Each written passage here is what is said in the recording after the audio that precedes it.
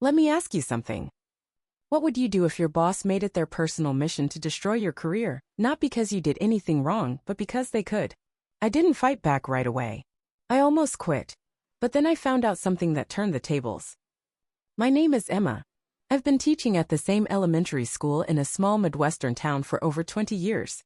I love my job, not just the teaching, but the kids, the families, the sense of purpose. My classroom was my second home. Everything changed when we got a new principal. He came in like a storm, young, corporate, with a big smile and dead eyes. He wore designer suits and talked in catchphrases like he had a TED Talk queued up behind his eyeballs. Innovation, modernization, streamlining. Within the first month, it became painfully clear he wasn't here to help. He was here to turn the school into a spreadsheet. And anybody who didn't fit that vision, meaning anyone who had roots, who had loyalty, who had backbone, was expendable. And apparently I was Exhibit A. Now, I've never been the loud type. I do my job, I show up early, I bake cookies for parent-teacher night. I built a strong reputation with parents and had mentored younger teachers for years. But I also didn't fawn over authority, and I think that rubbed him the wrong way. It started with little things. My classroom was moved to the noisy end of the building, right next to the cafeteria. Then I was reassigned mid-semester, mind you, to a class of high-need students who'd already cycled through 2 teachers. My hours were cut. Supplies I'd ordered mysteriously got lost in processing. Every week, a new email nitpicking some invented issue. Your bulletin board lacks alignment with state standards. Your curriculum isn't fully embracing the new district objectives. I started being called out in staff meetings. Subtly at first, a sarcastic comment here, a raised eyebrow there, and then more overtly. One time he said, "Some teachers resist progress, but we can't let nostalgia hold us back," while looking right at me. I started eating lunch alone. The staff room, once filled with laughter and potluck leftovers, turned silent when I walked in.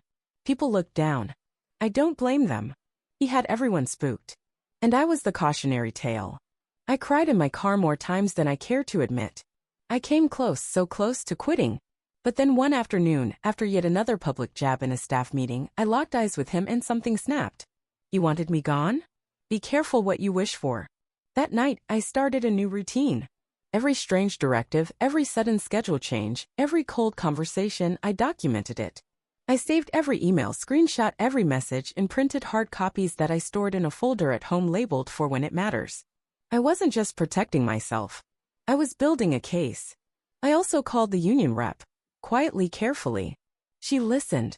She'd heard similar stories from other teachers in the district about principals on power trips. But mine, she said, was setting a new standard for hostile management. Keep a record, she told me. Everything you're doing, keep doing it. So I did. I kept my head down and my documentation up. But I didn't stop there. I started talking to parents. Not in an obvious, your principal sucks kind of way. Just casual conversations during pickup or after conferences. How are things at home with the new homework schedule? I'd ask, has the new reading policy made things harder for your kids? Turns out I wasn't the only one with questions. Parents were already frustrated. He'd cut the music program to optimize budget efficiency. He canceled after-school tutoring because it didn't align with the district's forward vision.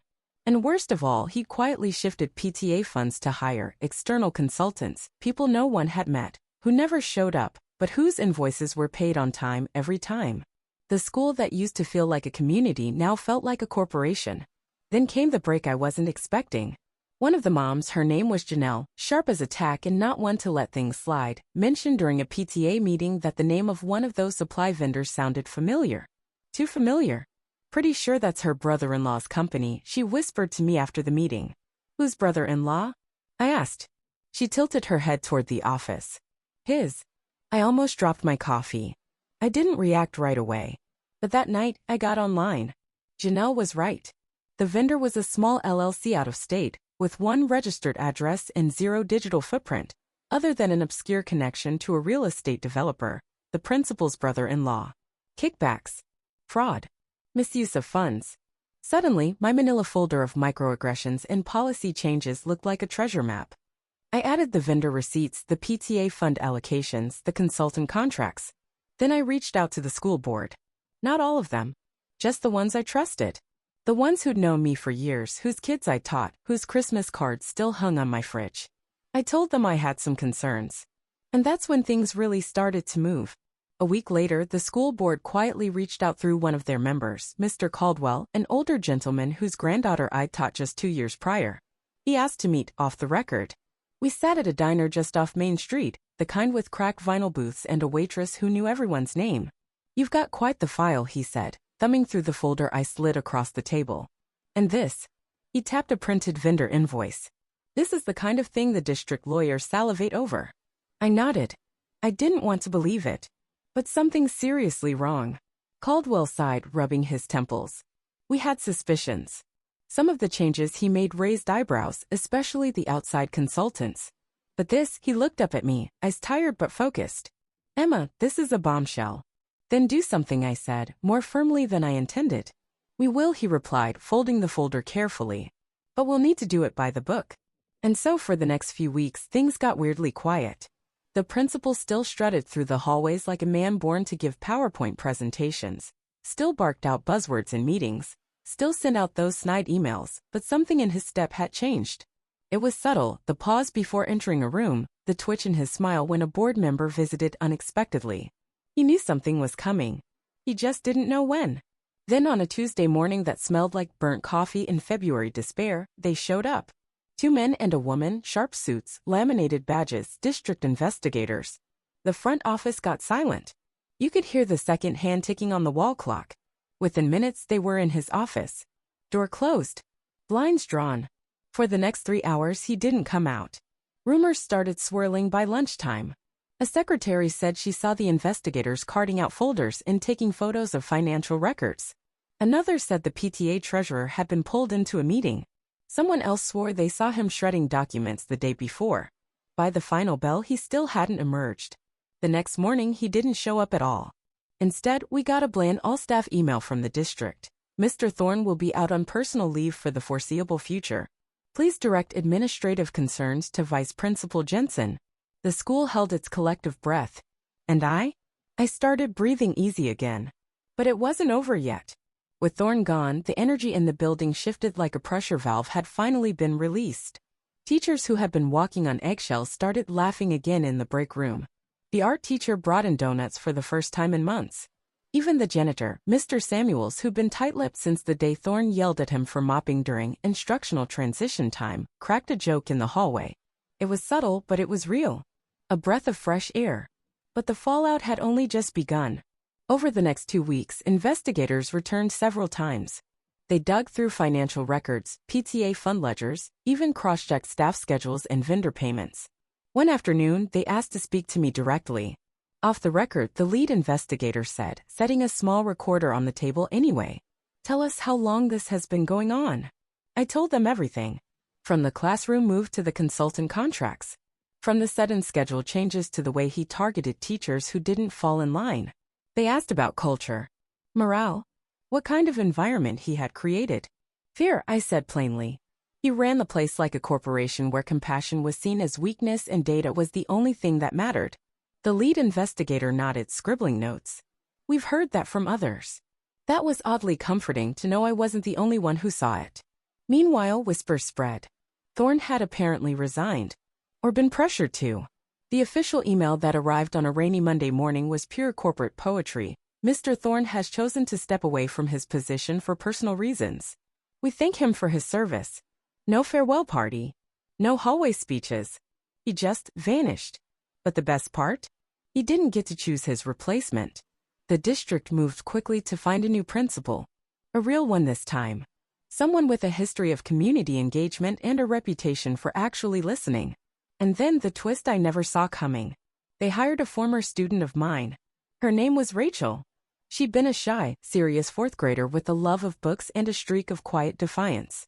Now she walked through those front doors with a confident stride and a clipboard full of plans. Her first stop? My classroom. She stepped in, looked around, and smiled. "Ms. Emma, you taught me to stand up for what's right. Now it's my turn." I nearly cried. Rachel took the reins like she was born to lead. Not in a bossy, look-at-me kind of way, but with the kind of steady confidence that made you want to follow her. She remembered names not just of teachers but of custodians, aides, even the bus drivers. Her first week, she visited every classroom and asked each teacher the same question: what do you need to do your job better? I was stunned. After years of Thorne's top-down nonsense, it felt almost suspicious to be asked what I needed. I said as much. Rachel just smiled and said, we can't rebuild trust if no one's allowed to speak. She made changes, but not the kind that alienated people. She reinstated the music program, brought back after-school tutoring, created teacher advisory panels so curriculum updates wouldn't be handed down like commandments on stone tablets. She even opened the books on the PTA funds and explained where every dollar would go. No consultants, no efficiency reports, just actual investment in the kids.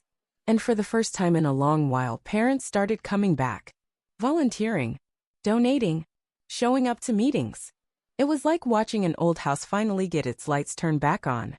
As for me, Rachel promoted me to a mentor-teacher role. I didn't ask for it. She just showed up one morning with a letter and a grin. It's time we reward people who stuck through the hard stuff, she said. The role came with a small stipend and fewer after-school duties, which meant I actually had time to plan, reflect, and get this, breathe. It wasn't a throne or a spotlight. It was dignity, respect, the kind I hadn't felt in years. Other teachers who'd been hiding in survival mode began coming out of their shells too.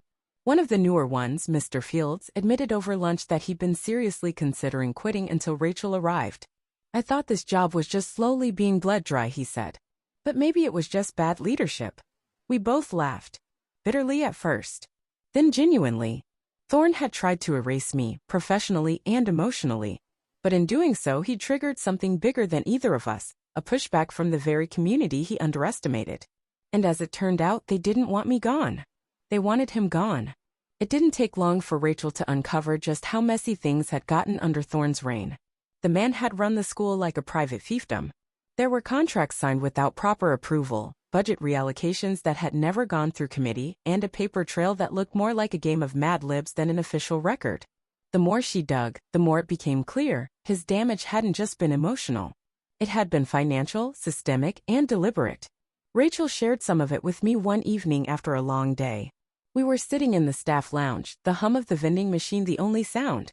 He double invoiced the district for the same supplies twice, she said, rubbing her forehead, and paid both to his brother-in-law's company. Wasn't the board tracking this? I asked. They trusted him, she said. He used charm where scrutiny should have been. I thought back to his empty praise in meetings, the way he weaponized buzzwords to bury people in jargon.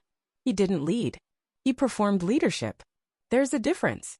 Rachel filed a formal ethics complaint with the district, and word was the state board had also opened an investigation. I didn't have to testify. My documentation had already been submitted, but it was satisfying to know that what I'd done quietly behind the scenes was now center stage in holding him accountable. Meanwhile, the school was beginning to heal. There was laughter again in the hallways. Kids felt it too, the shift in tone, the return of stability. They didn't know all the details, but children have a sixth sense for when the grown-ups are no longer walking on a minefield. I started a mentorship group for newer teachers, just an hour a week to talk shop, share classroom strategies, or vent. It wasn't official policy, but Rachel supported it wholeheartedly. Culture is shaped in rooms like this, she told me once. I was still cautious, still carrying the muscle memory of those harder months, but something was changing in me too. For the first time in a long while, I didn't feel like I was just surviving my job. I felt like I belonged again. A few weeks after Rachel fully stepped into her role, she hosted an all-staff meeting that didn't feel like a hostage situation. No accusatory PowerPoints. No thinly veiled warnings wrapped in corporate fluff. Just chairs in a circle and a whiteboard with one question: what do we want this school to feel like again? People hesitated at first. Teachers like Mrs. Alvarez, who'd been at the school even longer than I had, shifted in her seat like she couldn't quite believe she was being asked. But then one by one we spoke. Joyful, someone said. Safe. Creative. Respected. And that cracked it open. The stories started spilling out, things people had bottled up during Thorne's tenure. The time of field trip was canceled because someone forgot to file the new district form he created out of thin air. The day he told Mr. Barnes, a beloved PE teacher, that physical education should focus more on data output than dodgeball. The hallway cameras he installed for safety, but that just happened to face directly into 3 classrooms, mine included. He didn't trust us, I said, when it was my turn. And when people feel distrusted, they start to believe they can't be trusted. Rachel nodded, writing the word autonomy in big block letters on the board. That meeting was the first of many. She called them restoration circles. Sounded hokey at first, but it worked. It gave us space to air out the emotional mold Thorn had left behind. And it wasn't about blame. It was about ownership, taking back the culture we once had and choosing to rebuild it. Even the kids noticed. One of my 5th graders, Marcus, handed me a note one day that said, "You smile more now." I like it. He'd drawn a little sun in the corner. I pinned it to my bulletin board. Funny how healing leaves little clues like that. By spring, it felt like we were finally back on our feet, not the same as before, maybe, but stronger. Wiser. A school isn't just walls and lesson plans. It's people. And we'd started remembering what kind of people we wanted to be. One morning in early April, I walked into the front office to sign in late. I'd had a doctor's appointment, and found myself face to face with something I didn't expect. A cardboard box. The kind you pack up a desk with. It sat behind the counter, labeled in thick Sharpie, "Thorn, Office." I stared at it for a full 5 seconds. It was weirdly small. Just a single box. After all the upheaval, all the chaos he caused, this was what was left of him at our school, a name on cardboard and a tangle of leftover junk. Rachel stepped out of the supply closet and noticed me looking. "They finally sent someone to clean out his office," she said. 3 broken staplers, 2 empty picture frames, and a motivational quote poster about leadership. I let out a dry chuckle. "Of course." She hesitated, then said, "There's a manila envelope in there with your name on it." That made me blink. "What?" "Yep. Sealed. Just says Emma. I figured you should decide what to do with it." She handed it over and left me standing there, heart suddenly hammering harder than I expected. I wasn't sure what I thought it would be: an apology? A justification? Some last attempt to gaslight me from the grave of his career? Back in my classroom, I stared at the envelope for a long time before opening it. Inside, a single sheet of paper. Typed. "Emma, I underestimated you. That was my mistake. Thorn." That was it. No greeting. No signature. Just that. I didn't feel vindicated. I didn't feel angry. I felt nothing. Which, strangely, felt like everything. Because once upon a time, a note like that would have kept me up at night. I would have dissected it, questioned it, tried to figure out what I did wrong or what more I could have done. Now, I folded it once, slid it into the back of my desk drawer, and went on with my day. Because this wasn't about him anymore. This was about me. And the life I'd reclaimed. The next time someone tried to push me out, I wouldn't just stay. I'd fight smarter, and I'd stand taller. The rest of the school year moved with a rhythm I hadn't felt in years. Not a rush, not a scramble, but a steady, purposeful flow. Mornings started with real greetings. Afternoons ended with hallway waves, not just exhausted stares. I'd forgotten how much I loved this. Not just teaching, but being part of something good. And apparently people noticed. One day, Rachel pulled me aside after class. "Hey," she said, "the district's forming a teacher wellness and culture committee. They want representation from schools that have been through, let's say, leadership disruption." I raised an eyebrow. "That's a polite term." She smirked. "I may have mentioned you be perfect." At first, I hesitated. I wasn't a fan of committees. They often felt like meetings designed to create more meetings. But this one was different. It had teeth, funding, influence. And more than anything, it had a mission to prevent what happened to us from happening to anyone else. So I joined. And for the first time, my battle scars became credentials. I told them everything about the erosion of morale, the manipulative praise, the slow gaslighting that made even the best teachers question their worth. I laid out how easily a school spirit can be stripped when one person weaponizes policy for power. But I also told them how we fought back. About the documentation, the solidarity, the quiet resistance. And how, in the end, what saved us wasn't just exposing him, it was remembering who we were without him. And the district listened. They asked me to help write new leadership onboarding protocols. They invited me to present at the Fall Educator Summit. People started coming to me for advice, new teachers, even some administrators. I wasn't just the lady who'd survived a bad principal anymore. I was someone who'd helped bring him down and helped rebuild the school afterward. It felt surreal, but also earned. Because the thing no one tells you about surviving a system designed to break you? If you come out the other side with your voice intact, you don't just get to tell your story. You get to help rewrite the whole damn playbook. The last day of school came with its usual chaos, paper snowstorms from cleaned-out desks, the smell of dry erase markers, and summer anticipation thick in the air. Kids ran down the hallways yelling goodbyes. Parents hugged teachers like they were sending them off to war. It felt like a celebration again, not an escape. That afternoon, I sat in my now sun-drenched classroom, alone, sipping coffee from a chipped, world's best teacher, mug. It had survived Thorn. So had I. Rachel stopped by on her way out. She leaned against the doorway, arms crossed, a smile playing on her face. You know, she said, when I was 10, I thought you were the bravest woman in the world. I chuckled. Because I made you do oral reports? No, she said, walking over to sit on the edge of a desk. Because you stood up for the quiet kids. The weird ones. The ones who were still figuring themselves out. I looked at her. And now you're one of the strongest women I know. I'm proud of you, Rachel.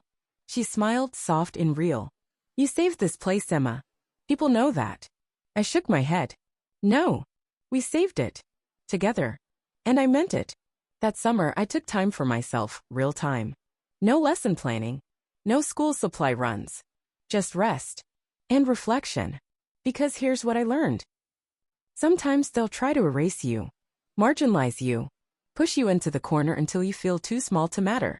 But if you hold the line, if you stand your ground not with fists, but with facts, not with screams, but with steel in your spine, you don't just survive. You win. And when justice finally shows up, it doesn't always roar in with fireworks. Sometimes it comes quietly through restored programs, repaired friendships, and the soft click of a door shutting behind the person who thought they could break you. They wanted me gone. What they got instead was change.